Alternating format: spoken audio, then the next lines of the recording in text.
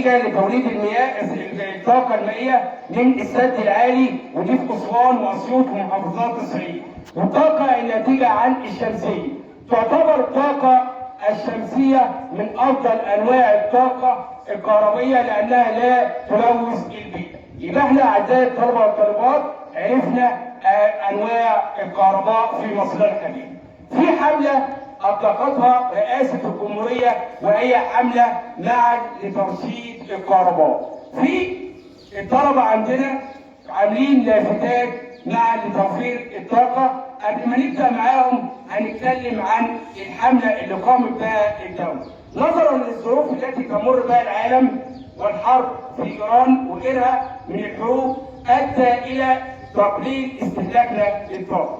انت كطلاب وكاولياء امور هنعمل ايه؟ اول حاجه كطالب الاستخدام السليم للكهرباء.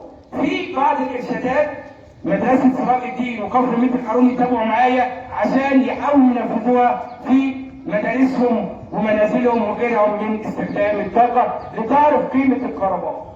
اول حاجه عشان تعرف قيمه الكهرباء ماذا يحدث لو لا توجد كهرباء في حياتك؟ شوف هتعمل ايه؟ مجرد دقيقه كده تتخيل لا كهرباء في حياتك. يعني حاجه صعبه جدا، مش هتعرف تخش دروسك، مش هتعرف تخش الفصل، مش هتعرف تخش المنزل بالليل وغيره.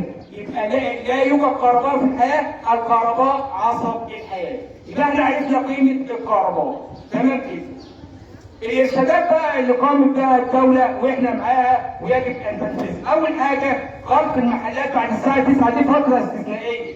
العالم كله عمل حملات توحيد الكهرباء واحنا بنقدم مدرستي سراج الدين وكفر ميت الحرون شعار معا